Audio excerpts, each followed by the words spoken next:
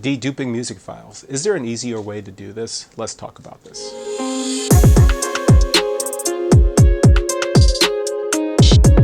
Hey everybody, DJ Lou here. Before we jump into this, I want to just remind you, please make sure to hit subscribe on this, thumbs up this video if you like it, thumbs down of it if you don't. And if you do support this page, head over to Patreon and subscribe. Now, I see this question posted quite often because honestly, who wants a library with lots and lots of dupes? They're just a real pain to manage. And a lot of people just simply want that shortcut. Is there a way that I can just find a program out there, sees all the duplicates, picks the best file, and then that's done? Life is easy and you're done in minutes. And unfortunately, there's just no good way around this. To dedupe your library smartly, there is a real manual process to this. And I actually have Virtual DJ loaded behind me. And I want to jump into this and explain for some reasons why going through an automated process is not the right thing to do. All right, everybody, as you see, we're in Virtual DJ. This is the 2020 edition. And as I mentioned in the couple videos I've talked about Virtual DJ, this is by far the best for a media management platform that I've had my hands on. There's definitely other manual ways to do this, but by far I think this is one of the best tools to kind of peer through things and check things out. But I wanted to kind of go over some of the reasons why some of the automated tools don't work. And this, again, is one of those tools to help you do it in the manual process. So right off the bat, there are two built-in filters. One's by file name and size, and one is by tag. And just as it would say, it's going to look at the file name and the size to find something that's relatively close. And as you can see here, and this is actually one of the good reasons why an automatic deduper is not good. You'll see some of the artists I have here. I've got like Mary J. Blige, and I have both What's a 411 and What's a 411 Remix.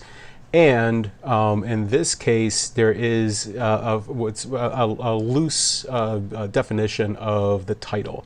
So in this case, there is RMX at the end. It still thinks that because of its file size, it's the exact same runtime. It's going to think that both of these songs are the same. And right now, if I ran a program like this, it would probably dump one of these versions. So that's not necessarily good. Another reason why not to use an automated program is some of the older music that's out there. And you get back into the 50s, you get back into the 60s, a lot of artists ended up re-recording their music, whether it was because they had a bad record deal and they were trying to make some money off re-releases. Could be that they just didn't like the original sound that they had. There's a number of reasons why this had happened over the years, but there are different versions of the same song, and then you need to listen to figure out which one was the popular one that you would want to play. And I'm trying to think of one right off the bat here, like Everly Brothers. I do believe they had a couple different Bye Bye Loves, if I'm not mistaken. So, perfect example, Bye Bye Love. This particular version, 1957 cut,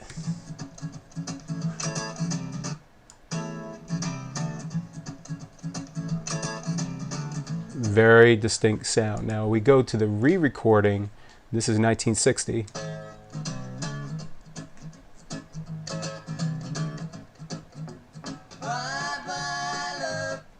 Notice the pitch difference. You know, a lot of people might not necessarily pick that out. I know that there's right off the bat, some people would freak, and I know personally I freak. I'm a music snob like that. But in this case, it would get rid of the original, or potentially the original, and keep the recut of it. Now I want to have both of them. I'm a music collector by trade and mentality to begin with, so I still have my record collection, my CD collection.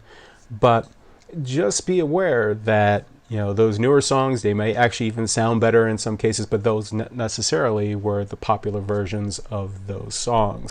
So keep a critical ear when you're starting to kind of sift through the songs and go through a process. Now I'm going to go through my process here. So, and actually I needed to recreate this. I was actually in the middle of deduping some of my library, and I just got another couple hundred CDs. So it was a really big new rip of collection that I threw in here.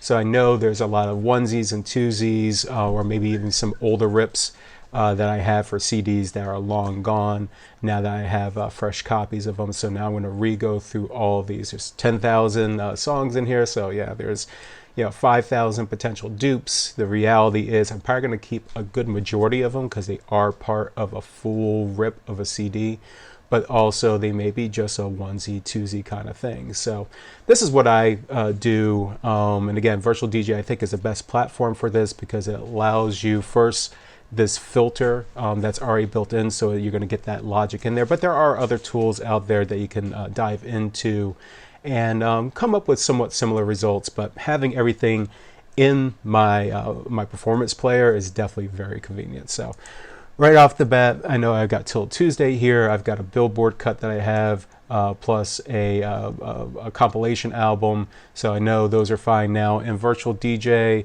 I'm in a playlist. I'm just going to hit delete, and it's just going to remove it from the list. So I know I don't have to worry about that anymore.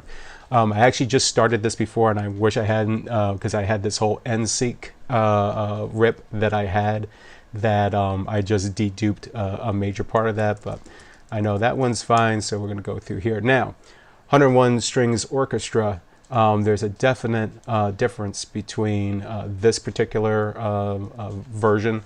This one's at 229, the other's at 505. And I know I've played this at ceremonies before in the past. I've got my rating, it's my SRT3, it's a ceremony type cut. And I know that I'm not going to get rid of that just because it's the longer cut. So I'm just going to ignore that. Same with this Viennese Waltz. This is actually two different versions. Now the search algorithm is definitely fairly loose. Like I said, there's a big difference between Morning Journals and Voices of Spring, but it gives me some peace of mind that I know that I can check a much larger breadth of music, and it gives me the choice whether I want to keep it or not. So I'm just gonna get rid of those because I know I want to keep those files. Again, I'm just removing these off the playlist. Actually, I haven't removed anything from the library yet. Same thing with 10cc. They're either my Billboard cuts or off of Sounds of the 70 compilation that I have. So I'm going to go ahead, I'm going to keep those as well. 112 is the same. Now, anything that I personally don't have colored in this means they're my singles collection. They're my onesies or twosies. They might be off older pools, Funky Mix, Ultimix, things like that, that I no longer have subs for or anything, but I just threw that in my big singles collection. And I know in this case, this is clean, this is dirty, so I'm going to keep these. And now I start running into things that came off of my promo only subscription.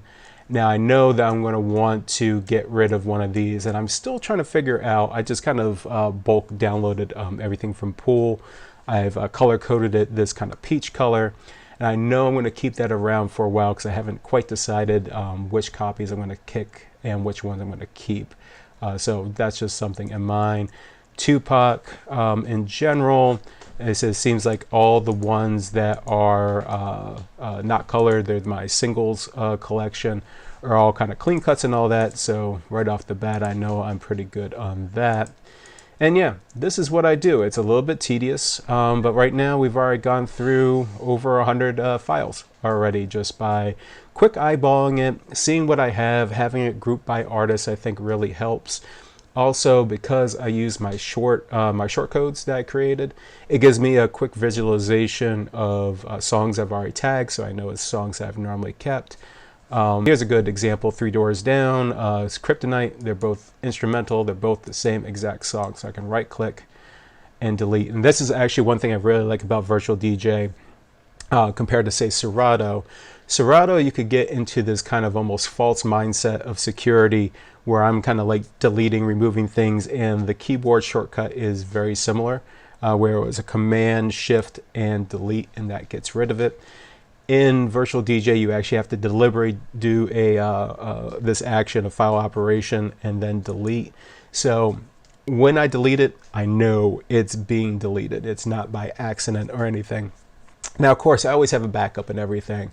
But again, I find this is a little bit more heartening to have to take those couple extra steps really to delete, because once you delete, in theory, that could be gone forever. So I want to make sure that I'm doing this with great, great thought in it, and deliberation before I do that. Same thing like with 30 Seconds to Mars. I've got a trimmed version of this, and I remember I used this trimmed version one time during a ceremony. They told me they had this specific one, had like a bar kind of cut out of it, and that's one of the reasons why it's gone. So I'll get rid of that one as well. And again, this is the process that I go through. It is very deliberate. It is not the quickest thing in the world, but having this view, having this kind of playlist over here where I dump everything, so that way I know actively where I am in this kind of sifting process.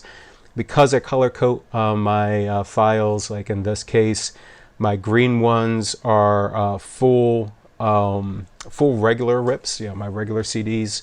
My blue ones are typically compilation rips that I have. My purples are the Billboard rips, and everything that I have in my Billboard collection is this purple color, so I always know I have that particular grouping itself. I have some oddball ones too, like these yellow ones. They're like really old. Typically, they're not the biggest in sound quality, and a lot of times I just dump them.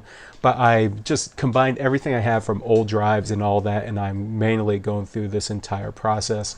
And I know in this case, remix. But now I got to figure out which remix this is, so I'll dive into that a little bit more. This is definitely a different version. This one sounds like the album version. But again, if I went through an automated cleaner, it's just going to simply pick the best one out of anything that it's flagged, and there goes the original potentially. And that might not be something I want. So in this case, I am going to, this is a remix. Yeah, this is from an old Rhythm Radio pool that I had. And now I know I'm going to at least try to keep that. This one I know is the album version. I have a better version of that, so that one's going to delete. And again, this is how I go through it. So it's a bit tedious, but I also know I'm not going to accidentally delete some, especially some of these mixes you can't even find anymore. Some of these were rips from albums that I've had, from ages ago that I threw it on there. Luckily, most of the quality is decent on it. I might re-rip a few albums. I can't find the digital copies anymore. But this is the process, and I do believe this is the best process out there. Ultimately, I think in the end, it comes down to manual pruning. This is not as bad as it used to be back in the days of, going to a record store and sifting through all your albums and picking songs out like that. But I think this is the best way possible. Well, I hope you liked the video, and if so, again, hit that thumbs up on this video. If you don't like it, if you think there's a better way to do this, go ahead, hit that thumbs down and comment below. And naturally, if you like content like this, head over to my Patreon page and subscribe. And also check out my 4 DJs Only playlists and other videos on this channel.